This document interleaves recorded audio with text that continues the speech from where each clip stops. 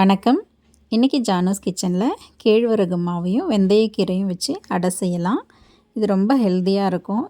Night டின்னருக்கும் செஞ்சு சாப்பிட்லாம், இல்லை ஈவினிங் டைமில் ஸ்நாக்காகவும் செஞ்சு சாப்பிட்லாம். நான் அதுக்காக 2 கைப்பிடி நிறைய வெந்தயக்கீரை எடுத்திருக்கேன். அதை நல்லா ஆஞ்சிட்டு கழுவிட்டு அதுக்கப்புறமா இந்த மாதிரி பொடியாக கட் பண்ணிக்கிறேன்.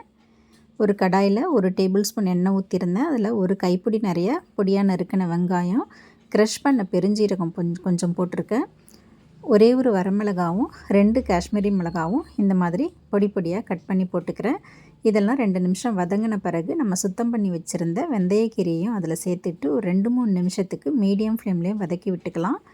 இப்போ இது கூட 2 கப்பு நிறையா கேழ்வரகு மாவு சேர்த்துக்கிட்டு டேஸ்ட்டுக்கு தகுந்த மாதிரி உப்பும் சேர்த்துட்டு நல்லா கலந்து விட்டுடுறேன். கடைசியாக வாசனைக்காக கொஞ்சமாக நெய் சேர்த்துக்கிறேன். சேர்த்துட்டு ஸ்டவ் ஆஃப் பண்ணிடலாம்.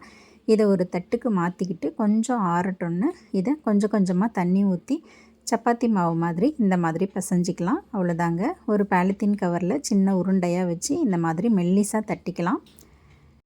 இப்போ தோசை தவா காஞ்சதும் அதில் கொஞ்சமாக எண்ணெய் சேர்த்துட்டு தட்டி வச்சுருந்த அடையும் அதில் சேர்த்து நல்லா நிதானமாக லோ ஃப்ளேம்லேயே வச்சு வேக வைக்கணும். தீ அதிகமாக வச்சா கருகிடும், உள்ளே வேகாது. அதனால் லோ ஃப்ளேம்லேயே நிதானமாக இதை நல்லா செவக்க வச்சு வேக வச்சுக்கலாம். அவ்வளோதாங்க. ராகி வெந்தயக்கீரை அடை ரெடி ஆகிடுது.